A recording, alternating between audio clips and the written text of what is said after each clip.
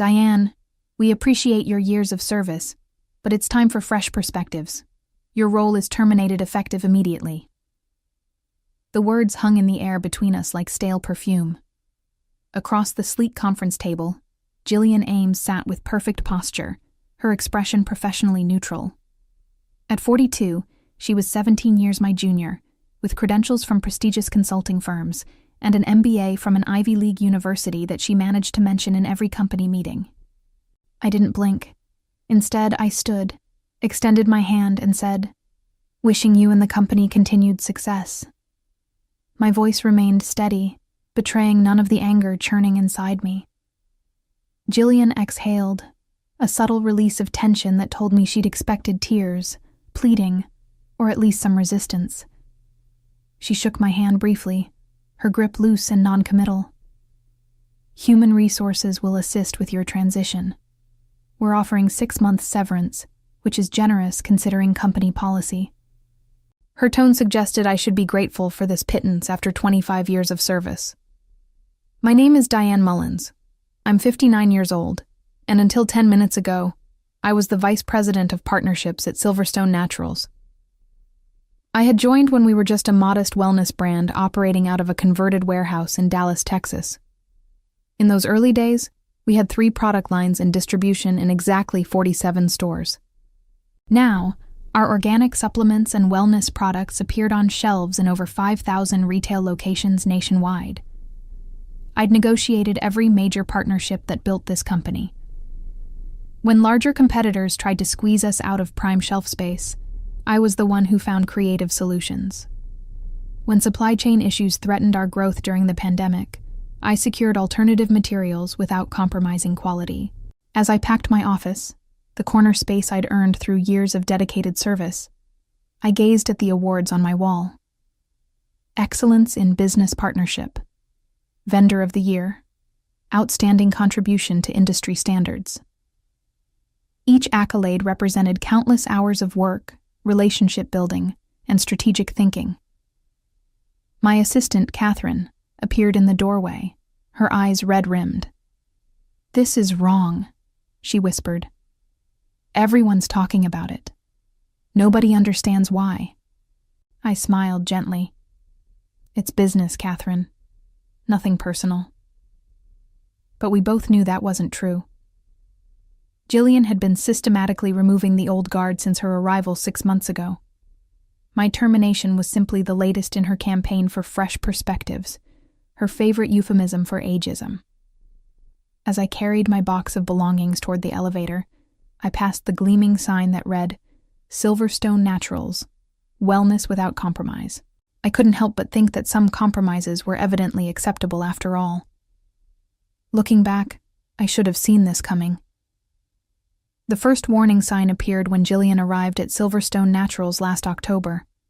The board had hired her with great fanfare, touting her as a transformational leader who would take our company to the next level in the competitive wellness market. At her welcome reception, I extended my hand and introduced myself. "Diane Mullins, Vice President of Partnerships. I've been with Silverstone for 25 years. Looking forward to working together." She smiled, but her eyes assessed me coolly. "Wonderful to meet you, Diane. 25 years, that's impressive loyalty. I'm excited to bring some fresh energy to our strategies." Fresh energy. It seemed innocent enough then. But within weeks, Jillian hired 3 consultants from her previous firm. They conducted what she called a talent landscape assessment, essentially evaluating every executive and director-level employee. I noticed they spent considerably more time with the younger team members.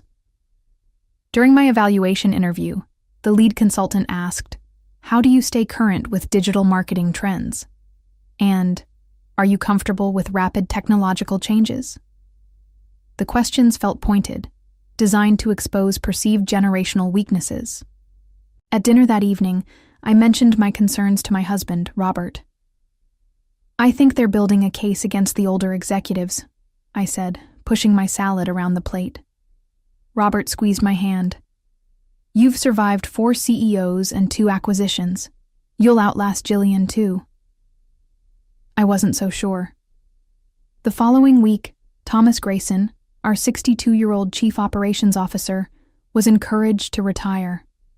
A 36-year-old from Jillian's former consulting firm replaced him. 2 weeks later, our 57-year-old marketing director was restructured out of her position. Despite these warning signs, I had one source of comfort. 5 years earlier, I had made a strategic personal investment that was now proving more valuable than ever. Through careful financial planning and some inheritance money from my mother, I had acquired a significant silent stake in CoreLogic's Distributors, the company that handled 70% of Silverstone's national fulfillment contracts. It had been a calculated risk. I saw how dependent Silverstone had become on CoreLogic's specialized services and nationwide infrastructure. Our wellness products required temperature-controlled environments, specialized handling, and precise delivery schedules. Finding an alternative would be nearly impossible without significant disruption. No one at Silverstone knew about my investment. I had established a holding LLC called Meadowlark Ventures to manage my business interests outside the company. It was perfectly legal and ethical. I had disclosed having outside investments without specifying what they were, as per company policy. I never imagined this silent investment would become my insurance policy. The morning after my termination, I woke at 6 as usual. For the first time in 25 years, I had nowhere to go. The house felt eerily quiet without the usual rush to prepare for work. I made coffee and sat on my back porch, watching the sunrise and contemplating my uncertain future. At 59, I was technically too young to retire, but old enough to face significant challenges in the job market. I knew the statistics.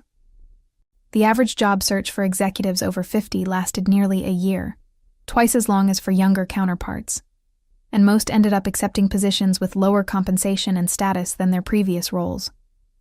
Robert joined me on the porch, coffee in hand. "What's next?"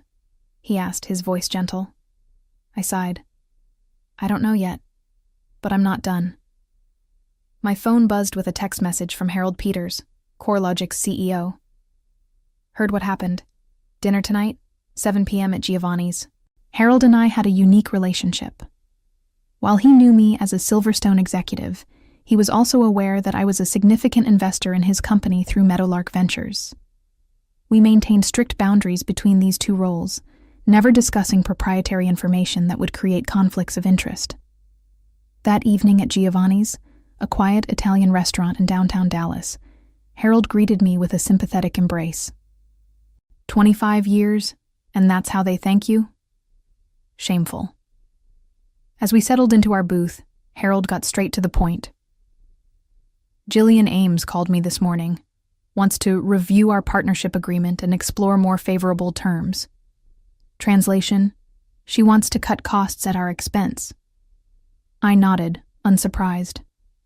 That's her style. Quick wins to impress the board without considering long-term consequences. Harold sipped his wine. "Our contract with Silverstone comes up for renewal in 4 months. Normally, I'd start preliminary discussions now to ensure continuity." "And what are you thinking?" I asked, careful to maintain the boundary between my roles as investor and former Silverstone executive. As CEO, I need to protect CoreLogic's interests. Silverstone wants premium service at budget prices. That's not sustainable for us. He paused. As a major investor, I wanted you to know we're considering non-renewal if Jillian insists on renegotiating terms downward. The implications were clear. Without CoreLogic's, Silverstone would face significant disruption. Finding a replacement distributor with comparable nationwide infrastructure would take months, if not longer. Retailers wouldn't wait. They'd reduce Silverstone's shelf space and give it to competitors who could reliably deliver. I took a thoughtful sip of my wine. "Harold, I trust you to make the right decision for CoreLogic's, but I'd like to propose something else for your consideration." Harold raised an eyebrow. "I'm listening." "What if we created something new?" I leaned forward slightly. "A wellness brand built from the ground up with modern supply chain efficiency. No legacy systems, no outdated thinking." As I outlined my vision, I saw Harold's expression shift from sympathy to interest. "Interesting," he said when I finished. "Very interesting indeed." 2 weeks after my termination, I received a call from Catherine, my former assistant. "Diane, have you heard what's happening here?" she whispered, clearly calling from somewhere private within the Silverstone offices. "What's going on?" I asked, settling into my home office chair. "It's chaotic. Jillian's implementing all these changes simultaneously. New packaging, reformulated products, different marketing approaches. And now there's talk about distribution problems." I maintained a neutral tone. "Distribution problems?" "Yes. Apparently, CoreLogics isn't being cooperative about Jillian's cost-cutting demands. They're saying the current contract must be honored until expiration, and they're not accepting the new terms Jillian proposed." This wasn't news to me. Harold had kept me informed about Jillian's increasingly aggressive approach to renegotiating terms, including her threat to explore alternative distribution options if CoreLogics wouldn't accommodate her demands. "That sounds challenging," I replied diplomatically. "The board called an emergency meeting yesterday. Jillian tried to keep it quiet, but I heard her secretary scheduling it. Something about supply chain contingencies. After thanking Catherine for the update, I spent the afternoon reaching out to my industry contacts. The wellness product landscape had changed dramatically in recent years, with consumers increasingly demanding transparency, sustainability, and authentic stories behind their purchases. This created a perfect opening for a new entrant with the right approach, and without the baggage of an established brand trying to reinvent itself. Later that week, I met with Andrew Lambert, a brilliant product developer who had been sidelined at Silverstone during Jillian's reorganization. Like me, he had been labeled as insufficiently forward-thinking, despite his track record of successful innovations. "How are you holding up, Andrew?" I asked, as we settled at a quiet corner table in a local coffee shop. He shrugged. "They moved me to special projects, which means I have no real responsibilities anymore. I'm essentially being paid to do nothing until they find a reason to let me go." "What would you say to starting fresh somewhere else?" I asked carefully. Andrew's eyes lit up. "Depends on where and with whom." I slid a folder across the table. Inside was a preliminary business plan for Evergreen Wellness, a new company focused on personalized wellness products with sustainable sourcing and transparent manufacturing processes. "I'm assembling a team," I explained. "People who understand this industry but aren't afraid to reinvent how things are done. I need a product development leader." Andrew studied the materials carefully. "This is impressive, Diane. But starting from scratch, the investment required would be substantial." "I have investors lined up," I said, not mentioning that the primary investor was myself through Meadowlark Ventures. "And I've secured preliminary distribution capabilities." Again, I kept CoreLogics' involvement vague. By the time we finished our coffee, Andrew had agreed to join Evergreen Wellness as soon as he could gracefully exit Silverstone. Over the next 2 weeks, I recruited 4 more key team members, all experienced professionals who had either been pushed out by Jillian or were growing increasingly dissatisfied under her leadership. Each brought valuable expertise and industry connections. Meanwhile, Silverstone's distribution challenges were intensifying. Through my industry network, I learned that major retailers were receiving notice that Silverstone deliveries might face disruptions in the coming months. This was standard practice when a distribution contract was at risk. CoreLogics was legally obligated to inform retail partners of potential supply chain changes. The notifications sent ripples of concern through the retail community. Buyers began reaching out to Silverstone for reassurance, only to receive vague responses that further eroded confidence. Precisely as I had anticipated, Jillian's cost-cutting strategy was backfiring spectacularly. By trying to pressure CoreLogics into accepting less favorable terms, she had destabilized Silverstone's most critical business relationship. 1 month after my departure from Silverstone, I received an unexpected visitor. Monica Reynolds, chairwoman of Silverstone's board of directors, called asking to meet privately. We had always maintained a cordial professional relationship, though she had ultimately supported Jillian's decision to restructure the executive team. We met at a quiet restaurant on the outskirts of Dallas. Monica looked tired, with dark circles under her eyes and a tension in her shoulders that hadn't been there before. "Thank you for meeting me, Diane," she said after we ordered. "I imagine you're not feeling particularly charitable toward Silverstone right now." "I spent 25 years building that company," I replied evenly. "My feelings are complex." She nodded. "That's exactly why I'm here. We have a situation, and I think you might be the only person who can help us understand it." "What situation is that?" I asked, though I had a good idea. Monica leaned forward. "Our distribution network is falling apart. CoreLogics has formally notified us that they won't be renewing their contract when it expires in 3 months. They've also rejected all proposed modifications to the existing agreement." I kept my expression neutral. "That sounds challenging."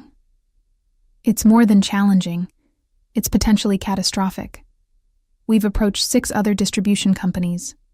None can match CoreLogics' capabilities, especially their temperature-controlled facilities for our plant-based products." "What does Jillian say about all this?" I asked, genuinely curious about how my replacement was handling the crisis. Monica's expression darkened. "She insists we can build our own distribution network, but the board has seen the numbers. It would take 2 years and millions in capital expenditure to create something comparable. We don't have that kind of time or money." "So why are you telling me this?" I asked, though I knew exactly why. "You built our partnership with CoreLogics from the ground up. They trusted you. Harold Peters won't even take Jillian's calls anymore, but I'm betting he'd talk to you." Monica looked at me hopefully. "Would you consider acting as a consultant to help salvage this relationship?" The irony was almost too perfect. Jillian had pushed me out for fresh perspectives, and now the board wanted my help to fix the mess she had created. "I'm flattered that you thought of me," I said carefully, "but I've actually been quite busy with a new venture." "A new venture?" Monica looked surprised. "Yes. I'm launching a wellness brand called Evergreen Wellness. We're focusing on personalized nutrition supplements with sustainable sourcing." I smiled. "In fact, we've already secured nationwide distribution." "With CoreLogics?" Monica asked, connecting the dots immediately. I nodded. "Among others." The color drained from Monica's face as she realized the implications. "Diane, is there something I should know about your relationship with CoreLogics?" "I've always had excellent professional relationships with our business partners," I replied noncommittally. Before Monica could press further, my phone buzzed with a message from Harold. "Riverstream Retail interested in Evergreen products. Meeting tomorrow at 10 a.m. Available?" Riverstream was one of Silverstone's largest retail customers, representing nearly 15% of their total sales. The fact that they were already exploring alternatives was telling. "I should get going," I said, signaling for the check. "I have an early meeting tomorrow." As we parted ways, Monica looked defeated. "Diane, if you reconsider helping us with CoreLogics, the board would be extremely grateful." I smiled politely. "I'll keep that in mind. But as I said, I'm quite focused on my new venture now. Sometimes fresh perspectives are exactly what the market needs." The hint of my own words being turned back against Silverstone wasn't lost on Monica. Her expression told me she finally understood that her company's distribution crisis was no accident. The following week brought news that sent shockwaves through the wellness industry. Jillian Ames, in a desperate attempt to solve Silverstone's distribution crisis, had announced an ambitious plan to build their own distribution network. The announcement included a substantial capital raise, diluting existing shareholders' value, and projected an 18-month timeline for completion. Silverstone's stock dropped 17% in a single day. I watched the developments with detached interest while focusing on building Evergreen Wellness. We had secured office space in a modern building in downtown Dallas, assembled a core team of 15 experienced professionals, many former Silverstone employees, and finalized our initial product line of personalized nutritional supplements. Our partnership with CoreLogics gave us a significant advantage. With Harold's support, we had designed our supply chain to maximize efficiency from the beginning, rather than trying to retrofit outdated systems as Silverstone had done for years. Just as we were finalizing our launch plans, I received another unexpected call, this time from Benjamin Wright, Silverstone's founder who had retired 5 years earlier. Though no longer involved in day-to-day operations, he still held a significant ownership stake and served as chairman emeritus. "Diane," he said when I answered, "I need to see you. It's important." We met at his sprawling ranch outside Dallas, where he had retreated to enjoy his retirement. At 72, Benjamin still had the sharp mind and direct manner that had made him a successful entrepreneur. "What the hell is happening to my company?" he demanded after we settled in his study. "The stock is tanking, retailers are nervous, and now I hear CoreLogics is cutting ties. You built that relationship. What's going on?" I explained how Jillian had systematically pushed out experienced executives, including myself, in pursuit of her vision for a younger, more innovative leadership team. "Damn foolishness," Benjamin muttered. "Experience matters in this business. Always has." Then came the question I had been anticipating. "And what's this I hear about you starting a competing company? With CoreLogics' backing, no less?" I met his gaze evenly. "I invested in CoreLogics years ago, Benjamin. It was a personal financial decision, fully disclosed according to Silverstone's policies on outside investments. As for Evergreen Wellness, yes, I'm launching a new brand. After being pushed out of Silverstone, I wasn't ready to retire." Benjamin studied me thoughtfully. "You know, I always told the board they underestimated you. You were never just the partnerships person. You understood the whole business, end to end." He leaned forward. "Tell me honestly, Diane, did you orchestrate this distribution crisis?" "I made investments and career choices that protected my interests," I replied carefully. "Just as you taught me to do." A slow smile spread across Benjamin's face. "Well played." He sat back in his chair. "So what happens now? Silverstone's on the ropes, and you're positioned to deliver the knockout punch." "That depends," I said. "Evergreen is my priority now. But I have no desire to see Silverstone destroyed. Too many good people still work there." Benjamin nodded thoughtfully. "The board's called an emergency meeting for tomorrow.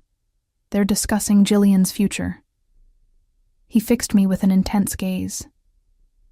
"If changes were made at the top, significant changes, would there be any possibility of salvaging the CoreLogics relationship?" I considered this carefully. I can't speak for CoreLogics. They're making business decisions based on their own interests.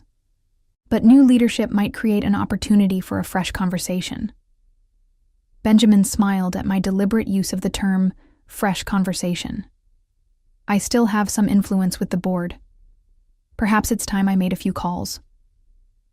As I drove home, I realized that the situation had evolved beyond my original expectations. What had begun as a simple story of comeuppance was developing into something more complex, a potential industry realignment where I held significant leverage. The headline in the Dallas Business Journal said it all. Silverstone Naturals CEO ousted after distribution crisis. Founder returns as interim leader. Just 3 months after pushing me out, Jillian Ames had been terminated by the same board that had once championed her fresh perspectives. Benjamin Wright had emerged from retirement to stabilize the company he founded, immediately announcing a return to core values and a renewed focus on key business relationships. I received the news via multiple text messages from former colleagues, each expressing various degrees of satisfaction at this turn of events. Catherine, my former assistant, was particularly jubilant. "Justice! When are you coming back?" But I had no intention of returning to Silverstone. Evergreen Wellness was 1 week away from our official launch, and we had already secured commitments from retailers representing over 60% of our projected first-year sales targets. My phone rang, Benjamin Wright calling. "I assume you've heard the news," he said without preamble. "I have.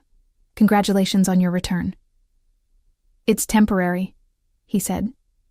"Just until we right the ship, which brings me to the reason for my call. I need to meet with Harold Peters. Today, if possible." "I can't speak for Harold," I replied. "But you can facilitate an introduction," Benjamin countered. "Diane, I'm not asking you to abandon your new venture, but there's no reason our companies can't coexist in the marketplace. Competition is healthy. Destruction isn't." He was right, of course.